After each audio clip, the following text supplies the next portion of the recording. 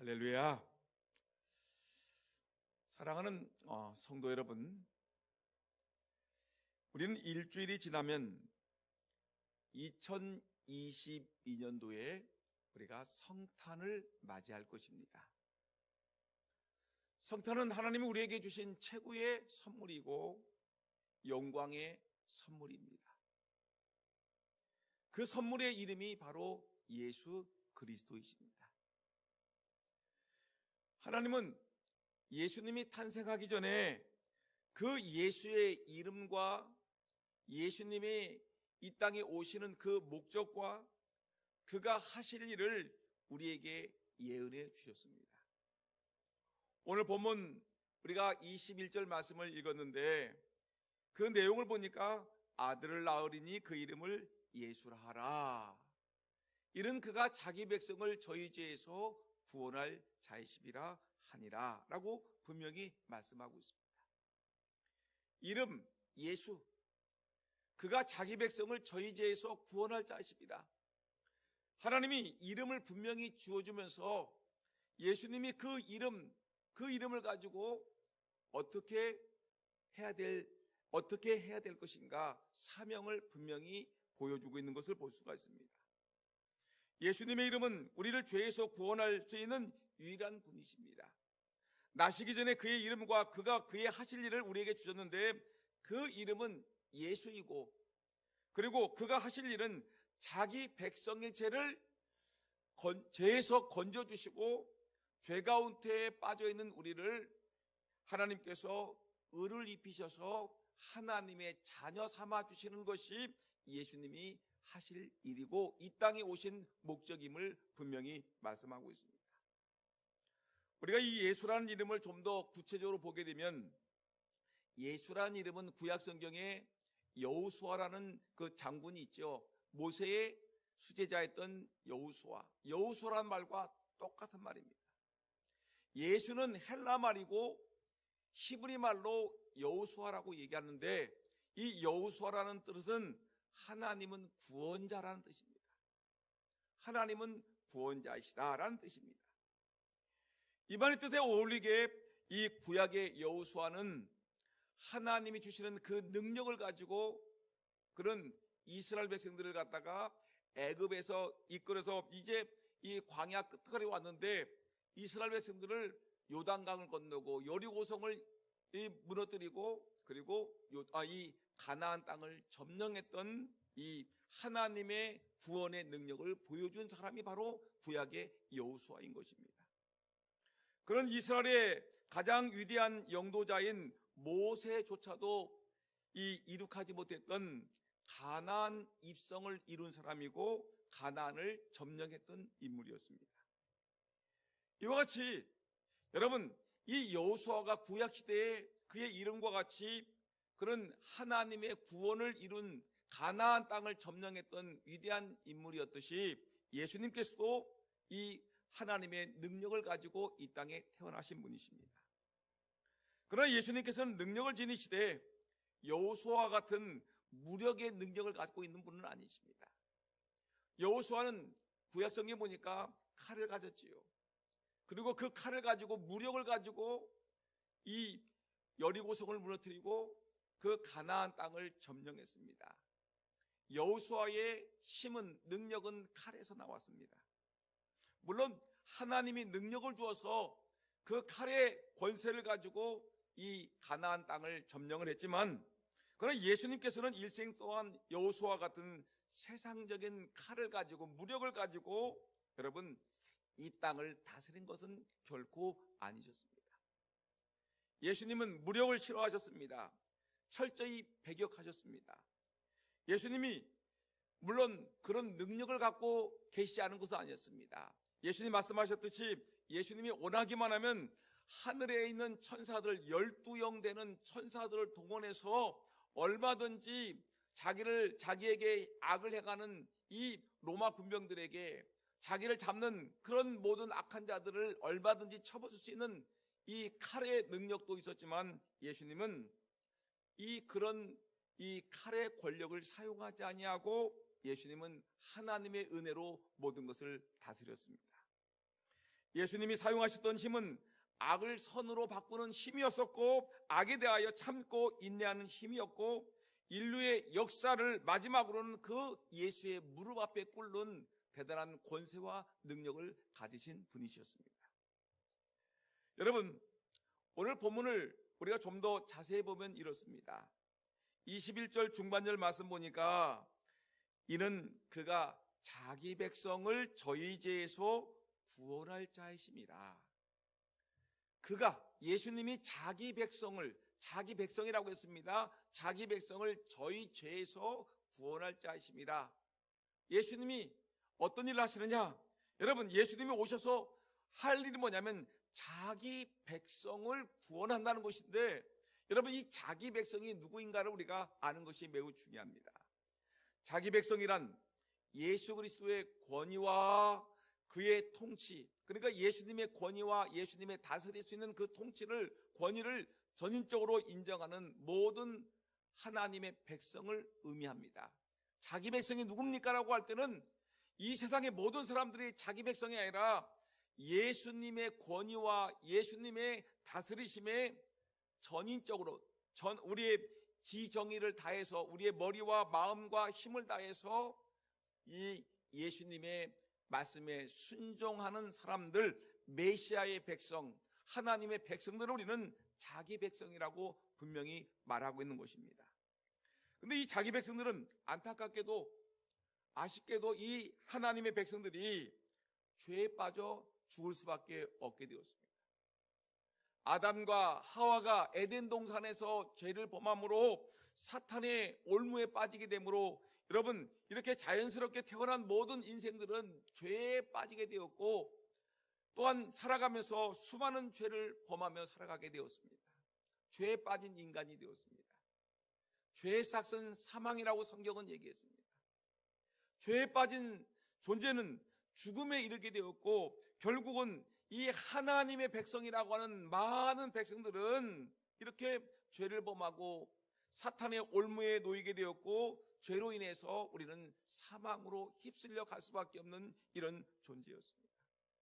그런데 예수님은 이런 사람을, 이 죄인들을, 하나님의 백성인 이 백성들을, 죄인들을 구원하기 위해서 오셨다는 것입니다. 이들이 아직도 죄인이었는데 이 죄인들을, 아직도 회개하지 않은 죄인이었는데 이 죄인들을 구원하기 위해서 하늘 영광 보좌를 버리고 예수님이 이 땅에 오셨다는 것을 성경은 분명히 말씀하고 있습니다. 그 증거로 마가복음 2장 17절 말씀 보니까 예수께서 들으시고 저희에게 이르시되 건강한 자에게는 의원이 쓸데없고 병든 자에게라 쓸데있느니라. 내가 의인을 부르러 온 것이 아니라 뭘 부르러 왔다요? 죄인을 부르러 왔더라. 여러분, 예수님이 이 땅에 오신 목적이 뭐냐면 내가 의인을 부르러 온 것이 아니라 우리와 같은 죄인들을 부르러 이 땅에 오셨다는 것입니다. 이 죄인들이 자기 백성인 것입니다. 디모데전서 1장 15절 말씀 보니까 믿보다 모든 사람이 받을 만한 이 말이요 그리스도 예수께서 죄인을 구원하시려고 세상에 임하셨다 하였도다. 예수님이 이 땅에 오신 목적은 뭐냐면 죄인을 구원하시기 위해서 이 땅에 임하셨다라고 얘기하는 것입니다. 예수님께서 이 세상에 오심은 자기 백성을 구원하기 위해서 자기의 몸을 대속물로 주기 위해서 이 땅에 오신 것입니다. 여러분, 성탄의 목적이 바로 그것입니다. 마가복음 10장 45절 말씀 보니까 인자에 온 것은 섬김을 받으려 함이 아니라 도리어 섬기려 하고 자기 목숨을 많은 사람의 대속물로 주려 합니다. 여러분, 예수님이 이 땅에 오신 목적이 뭐냐면 자기 목숨을 많은 사람의 대속물로 그들의 죄를 갚아주기 위해서 예수님이 대신 십자가에 못 박혀 죽으시고 보혈의 피를 흘리시기 위해서 예수님이 이 땅에 오셨다는 것을 분명히 말씀하고 있습니다. 여러분, 자기 백성을 가리켜 우리는 아브라함의 자손이라고 얘기하지 않습니까? 여러분, 선택받은 자라고 얘기하지 않습니까? 언약 안에 있는 자들이라고 얘기하는데 사실은 이 언약에 있는 이런 사람들은 이미 여러분 잃어버린 자가 되었습니다. 죄로 범해서 여러분 이미 잃어버린 자가 되었습니다.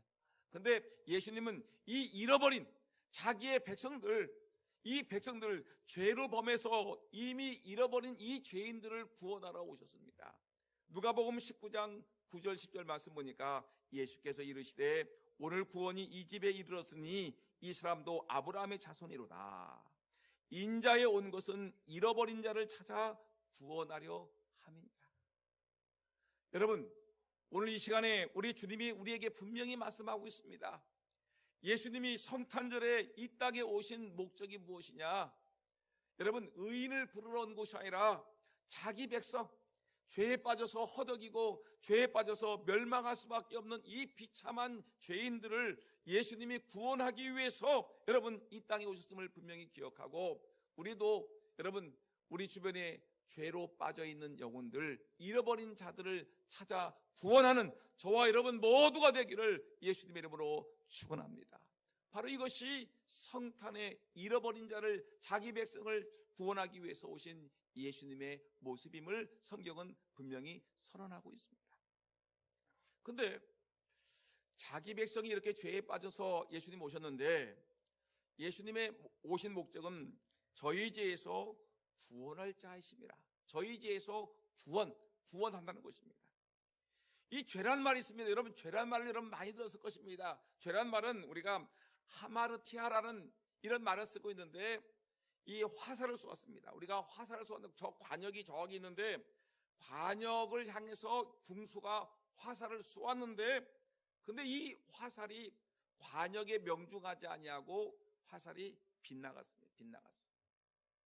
여러분, 바로 하나님이 우리에게 말씀하셨는데, 하나님의 뜻을 보여줬는데, 하나님의 말씀을 받은 우리 인간들이 인간의 의지와 행동이 하나님을 향하지 아니하고 여러분 세상을 향해서 빗나갔을 때 이것을 우리는 죄라고 얘기하는 것입니다. 내가 말하는 것이 하나님께서 원하시는 말씀이 아니면 내 말이 뭐가 되는 겁니까? 죄가 되는 것입니다.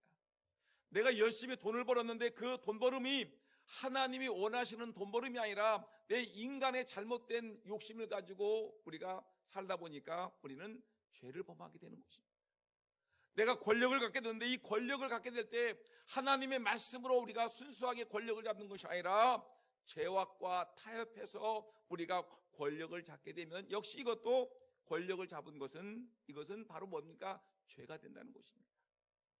여러분, 그 때문에 이 죄라는 말은 하나님의 뜻보다는 지나칠 때, 하나님의 뜻이 아니고 여러분 인간의 욕망이 나타날 때 이것은 모든 것이 죄가 되는 것입니다. 당시 유대인들은 잘못된 메시아 사상을 가졌습니다. 메시아가 오시게 되면 로마의 속박으로부터 이스라엘 백성들을 이 메시아가 구원할 것이다. 정치적으로 우리를 구원하실 것이다. 또한 군사적으로 우리를 구원하실 것이다. 그래서 이 사람들은 메시아의 사상을 어떻게 했습니까? 정치적으로, 군사적으로 우리를, 그 메시아가 와서 로마의 군병을 물리치고 우리를 군사적으로 우리를 독립시켜 주시고 정치적으로 우리를 안정시켜 주실 것이다 라고 메시아를 여겼는데, 예수님은 그렇지 않습니다. 예수님은 죄를, 인간들이 저희 죄에서 구원할 자라고 했죠. 분명히 말하기를 예수님은 저희 죄에서 구원한다고 했지, 군사적인 속박에서 우리를 건져주고 사회적인, 정치적인, 경제적인 속박에서 우리를 건져주시는 것이 아니라 저희 죄에서 저희를 건져주신다라고 성경은 말씀하고 있습니다. 그들은 메시아가 그의 백성들을 구원하기 위해서 자기 목숨을 많은 사람의 대속물로 주려 할 것이라는 것을 꿈에도 생각하지 못했습니다. 메시아는 그렇게 죽는 사람이 아니었습니다. 죽는 메시아가 나약한 존재가 아니었습니다. 그러나 예수 그리스도는 로마의 속박 가운데 자기의 백성들을 구원하는 것이 아니라 바로 그들의 죄로부터 구원하시기 위해서 이 땅에 오셨다는 사실을 성경은 분명히 선언하고 있습니다. 여러분, 예수님이 성탄절에 오신 것은 우리는 잘못 생각하게 되면 이 우리나라가 지금 경제적으로 침체에 빠졌으니까 경제적인 침체에서 우리를 구원하기 위해서 성탄에 오셨다. 여러분, 이거 아닙니다.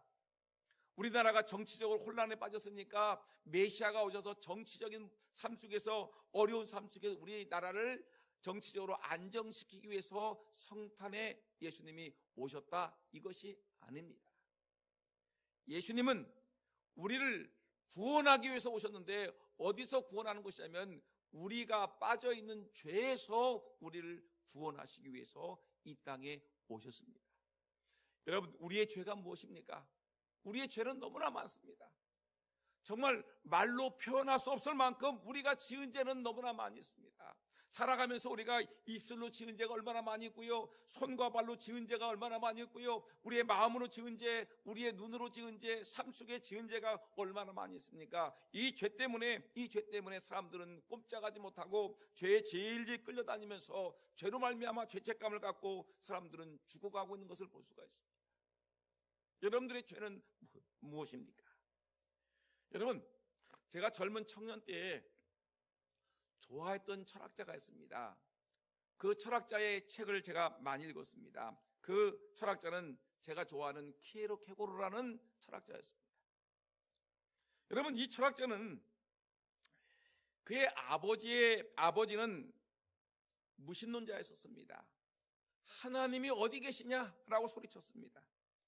그 아버지는 신을 저주하며 일생을 살았는데 그 아버지, 이렇게 신을 저주하며 악하게 살았던 그 아버지가 하인에게서 낳은 아이가 바로 키에로 케고르라는 철학자였습니다. 그 후로 아버지를 포함해서 대부분의 가족들은 그 집안은 이상하게도 33살을 넘기지 못하고 거반 모든 사람들이 단명했습니다. 일찍 죽었습니다. 그래서 그는 어려서부터 이렇게 우리 가족들이, 우리 아버지를 포함해서 우리의 집안 사람들이 이렇게 일찍 죽는 것은 하나님이 우리를 진노하셨기 때문에 그렇다라고 그는 늘 마음속에 생각을 했습니다. 우리 아버지가 하나님이 없다라고 소리 지르면서 하나님 앞에서 저주를 퍼부었고, 그리고 우리 집안 사람들이 하나님이 없다고 얘기하면서 하나님께 악을 행했기 때문에 우리는 이 죄가 가득한 집안이기 때문에 하나님이 우리를 진노하셨다라고 생각을 했습니다.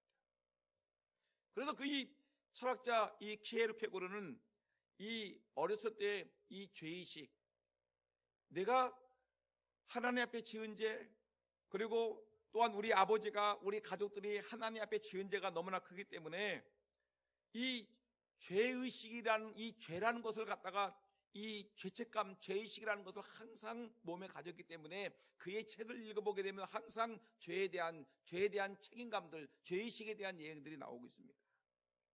이 죄책감이라는 무거운 짐을 등에 짊어진 그의 죄의식은 결국 견디지 못해서 이 결혼하기로 했던 약혼녀에게 감히 자기 같은 죄인이 내가 가정을 이룰 수 없다 해가지고 결혼도 파기했던, 약혼을 파기했던 이런 무서운 이 죄책감에 시달리게 되었습니다. 키에로 케고르는 너무 깊은 죄의식에 빠져 있었고 그것은 그의 삶의 절망을 말했습니다. 죄의식이 깊어지니까 그의 인생이 절망에 빠졌습니다. 그 절망은 어떤 일이 벌어지게 되면 결국은 그는 죽음에 이르는 병이라고 얘기했습니다. 여러분, 우리가 죄책감에 깊이 빠져 살다 보게 되면 어떤 일이 벌어지게 되면 내가 인생은 절망이라고 생각합니다. 죄에 빠진 인생은 결국은 죽음인데 이 죽음 앞에 있는 인생은 절망이다. 그리고 절망에 빠져 있으면 우리 인생은 뭐가 되느냐? 결국은 죽음에 이를 수밖에 없다. 절망은 죽음에 이르는 병이라고 얘기를 했습니다. 여러분, 사람을 절망에 빠지게 하는 것이 무엇이죠? 죄의식입니다. 나는 죄인이다. 나는 이제 죽을 수밖에 없어. 우리 집안은 33살에 다 죽었고 우리 집안이 이렇게 망하고 우리가 이렇게 어렵게 사는 것은 내 죄 때문에 그런 거야 라고 생각하면서 이 죄의식에 빠졌더니 절망하게 되고, 절망에 빠졌더니 결국은 모든 사람들이 죽음을 당하더라. 죄의식은 곧 죽음에 이르는 병, 절망과 똑같은 것이라고 말하고 있는 것입니다. 여러분, 이렇게 인생들은 여러분, 우리가 죄를 짓고 나서 죄 때문에 너무너무 괴로워하고 고통스럽습니다. 하나님의 무서운 진노가 내게 임할 텐데 그 진노를 내가 어떻게 감당할 수 있으랴라고 생각하면서 사람들은 죄의식에 빠져 있습니다. 어떤 학문도 어떤 철학도 어떤 종교도 인간 마음속에 있는 이 죄의식을 갖다가 해결할 수 있는 어떤 종교 문화, 여러분 또한 이 철학 학문도 아무것도 존재하지 않는다는 것입니다. 여러분, 그런데 여러분, 이 철저한 인간의 죄의 문제를 해결할 수 있는 유일한 길이 있는데, 그것은 오늘 성경 말씀과 같이 바로 예수 그리스도의 십자가 외에는 아무것도 우리를 이 죄에서 구원할 자가 없다는 것입니다. 예수님이 이 땅에 오신 성탄절을 우리가 기뻐하는 이유가 무엇입니까?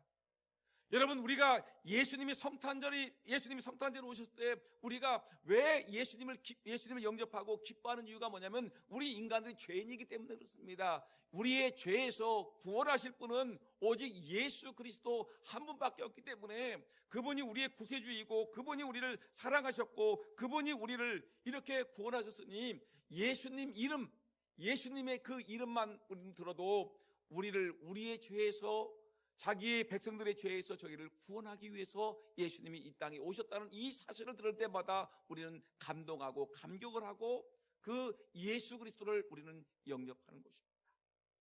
오늘 이 자리에 계신 사랑하는 성도 여러분들은 죄인입니다. 저도 죄인이고 여러분도 모두 죄인입니다. 근데 이 죄의 문제를 해결할 수 있는 길은 아무것도 없습니다. 이 죄의식에서 죄책감에서 여러분, 우리는 절망할 수밖에 없는데 이 절망은 죽음에 이르는 병인데, 근데 이 절망, 이 죄의식을 이길 수 있는 길은 뭐냐? 예수 그리스도, 그분을 내가 나의 주여 나의 하나님으로 영접하는 그 순간에 나의 모든 죄는 다 깨끗하게 씻음받고 하나님의 자녀가 되는 놀라운 축복을 받고 하나님이 주시는 그런 의로운 일을 받아서 우리는 새로운 피조물이 되는 것입니다. 그 때문에 우리는 예수 그리스도의 탄생, 예수님의 십자가, 예수님의 보혈, 예수님의 부활에 대해서 우리는 소리 높여 외치고 강조하고 성탄에 오신 예수님을 우리는 그렇게 기뻐하고 환영하는 것입니다. 이것을 아셔야 됩니다. 어느 목사님이, 저를 포함해서 어떤 목사님이 신학생 시절에 신학교에 가게 되면 이제 신학대학원에 들어가게 되면 이제 설교학 시간이 있습니다. 이제는 이제 이 공부를 했으니까 당신들은 이제 교회에 나가서 설교를 해야 되니까 설교에 대한 이 가르침들을 베풉니다. 그래서 설교할 때 어떻게 하라, 설교학 시간이 있습니다. 그래서 설교의 이론이 있고 설교의 실제가 있습니다. 그래서 설교를 하게 강단을 마련하고서 학생들이, 교수님이 앞에 계시고 학생들이 쭉 지켜보면서 청중이 되어가지고 설교 시험을 치르게 되었습니다. 근데 이 설교 도중에 이 학생이, 지금 목사님 됐죠, 이분이 예수님의 부활이라는 말씀, 예수님의 보혈, 예수님의 부활이라는 메시지가 나올 때마다 막 흥분하면서 몇 번이고 반복해서 열정적으로 설교를 했습니다. 모든 학생들이 저 학생은 성적이 굉장히 좋은 성적이 나오겠다라고 했는데 의외로 설교학 교수님의 성적은 굉장히 짰습니다. 왜냐? 너무 감정적이었다는 것이었습니다. 그 설교학 선생님이 당신의 설교는 너무 감정적이기 때문에 점수가 많이 줄 수 없다라고 얘기를 했습니다. 근데 이때 이 학생이 뭐라고 얘기했느냐면, 교수님, 그것은 어쩔 수 없는 인간의 마음입니다. 죄와 삶을 용서하시고 죽음과 저주에서 해방시켜 주신 예수님의 보혈을 한번 경험하게 되면 내가 이렇게 우연한 말투나 또 평범한 얘기로 어떻게 그 예수님의 보혈, 예수님의 탄생, 예수님의 십자가, 예수님의 부활을 내가 어떻게 조용히 부드럽게 점잖게 얘기할 수 있겠습니까? 저는 예수 그리스도를 경험한 자로서, 예수님의 십자가의 보혈을 내가 체험한 사람으로서 저는 예수님의 보혈, 십자가, 예수님의 부활을 들을 때마다, 외칠 때마다 저는 제 마음이 흥분되어서 외치지 않을 수 없습니다라고 교수님에게 얘기했습니다. 여러분, 정말 그렇지 않습니까?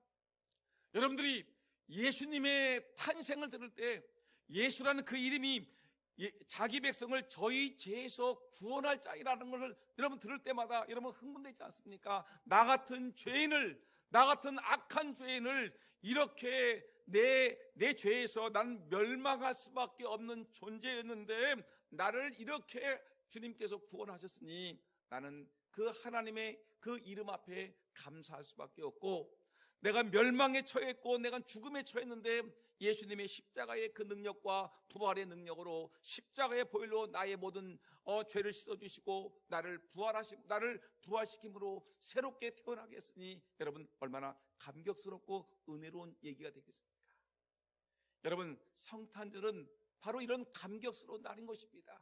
성탄절이 이렇게 은혜로운 날인 것입니다. 내 죄를 구원하기 위해서 오신 예수 그리스도. 예수 그리스도는 지옥의 자녀를 천국의 자녀로 만드셨고, 마귀의 자녀를 하나님의 자녀로 만드셨고, 사망의 저주를 생명과 축복으로, 어둠을 빛으로 바꾸는 근본적인 삶의 변화를 주시는 분이 바로 예수 그리스도이신 것입니다. 이 땅에 오신 예수 그리스도이십니다. 저는 이제 말씀을 마치면서 제가 너무너무 좋아했던 미얀마 선교사 저드슨 선교사에 관한 이야기를 제가 해보려고 합니다. 저는 이 미얀마 선교사 버마죠, 이 저드슨 선교사의 얘기를 제가 들을 때마다 감동하고 감격하고 목사로서의 그 다짐을 새롭게 하는데, 저드슨 선교사는 미국 선교사입니다. 1813년에 미얀마 랑군에 도착하여서 복음을 전했으면 여러분 5년이 지나도록 한 사람도 세례를 주지 못했습니다. 여러분, 불교 국가에서 복음을 전한다는 것이 쉬운 일이 아니었습니다. 그런 내내 자기의 모든 힘을 다해서 복음을 전했지만 여러분, 복음을 한 사람도 전도하지 못하다가 5년이 지난 후에 자기 집에서 정원지기로 일하는 한 사람을 최초로 세례를 주게 되었습니다. 얼마나 감격스럽겠습니까? 5년 만에 한 영혼을 구원했습니다. 그리고 그 다음에 6년째에는 10명의 세례자를 주게 되었습니다. 그러나 그는 영국과 미얀마 간에 이 전쟁이 일어나서 영국의 간첩이라는 오명을 뒤집어 쓰고 그는 1년 6개월 동안 감옥살이를 하게 되었습니다. 억울하지 않습니까? 근데 그때 더 비참한 것은 선교사의 아내와 아이들이 미얀마 풍토병에 걸려서 죽음을 당해야만 했었습니다. 여러분, 비참하지 않습니까?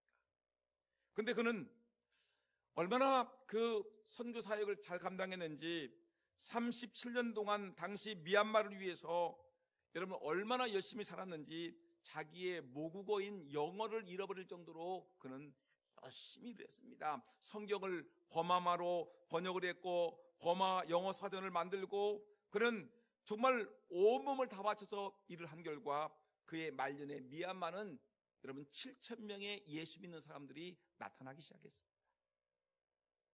여러분, 근데 그가 33년 동안 한 번도 미얀마를 떠나지 않고 복음을 전하다가 선교비가 너무나 부족하기 때문에 할 일은 많은데 선교비가 너무 부족하기 때문에 미국의 본국에 와가지고 이제 선교비를 요청하기 위해서 이 배를 타고 왔습니다. 그 배에서 자기의 부인이 또 죽었습니다.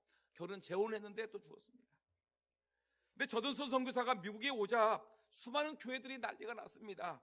인도 차이나 밀림 지역에서 34년 동안 우리 모국어를 잃어버릴 정도로 성경을 번역하고 수많은 영혼들을 구원했던 이 저든슨 선교사가 왔다는 말을 듣고서 수많은 사람들이 몰려들기 시작했습니다. 저든슨 선교사의 그 간증을 듣고 싶어서 그 말씀을 듣고 싶어서 사람들이 몰려들었습니다. 어느 날 저든슨 선교사 초청 집회를 열게 되었는데 그 집회에는 인도 차이나 밀림 지역에서 수많은 영혼을 구원한 저든슨 선교사의 말씀을 듣기 위해서 수많은 사람들이 몰려들었습니다. 그런데 저든슨 선교사님의 메시지는 그날 저녁에 우리를 구원하러 오신 예수님을 전했습니다.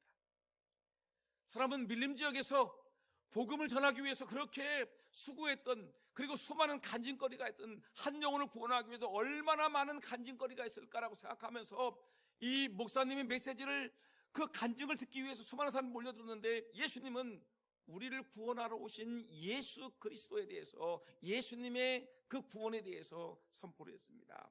사람들은 아쉬움을 달래면서 내일 저녁에는 우리 저드슨 선교사님께서 그 놀라운 그 복음 전할 때 나타났던 간증을 선포하시겠지 생각을 했습니다. 둘째 날 저녁에도 수많은 사람들이, 더 많은 사람들이 몰려들었습니다. 그날 저녁 저드슨 선교사님의 설교는 우리의 부활이신 예수 그리스도, 부활을 선포했습니다. 오직 예수님의 십자가와 부활만을 강조했습니다. 사람들은 오늘도 실망을 했습니다. 밀림 지역의 수많은 간증들, 그 인도 차이나 반도에서 이 우리 미국 선교사가 얼마나 복음을 전했으면 이 7,000명에 되는 사람들이 예수를 믿고 구원받을 수 있을까 하면서 그들은 이 선교사님의 간증에 귀를 기울였는데, 그날따라 이 저드슨 선교사는 우리의 부활이신 예수 그리스도만을 선포하는 것입니다. 이제 사람들은 내일 저녁 마지막 날 집회니까 우리 저드슨 선교사님께서 우리에게 이 천금 같은 흥미진진하고 재미있는 이 밀림 지역에서의 선교 사역을 간증하시겠지 하고서 그 다음날 세 번째 날에 엄청난 사람들이 몰려들었습니다. 그날 집회 시간에 집회를 주관하던 목사님 한 분이 저드슨 선교사님에게 말씀을 드렸습니다. 선교사님, 오늘 저녁에는 우리가 다 아는 예수님의 구원, 십자가, 부활 이런 것은 말하지 마시고요, 밀림 지역에 있었던 수많은 간증들을 얘기해 주세요. 그 흥미진진한 얘기, 재미있는 얘기, 은혜로운 얘기들을 우리에게 좀 해주세요라고 요청을 했습니다. 그랬더니 갑자기 저드슨 선교사님의 얼굴이 표정이 바뀌었습니다. 그리고 떨리는 목소리로 역정을 내셨습니다.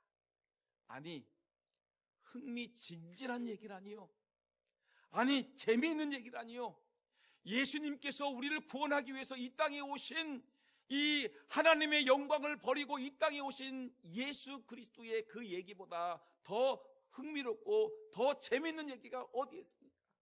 예수님이 십자가를 지시면서 우리를 구원하셨던 이 십자가의 사건보다 더 흥미진진하고 재미있는 얘기가 도대체 어디에 있습니까? 예수님이 부활하셨다는 이 사건보다 더 재미있고 흥미로운 얘기가 어디 있습니까? 우리를 구원하신 예수, 우리를 살리신 예수, 십자가의 복음만이 우리에게는 더 귀한 것입니다라고 단호하게 외쳤습니다.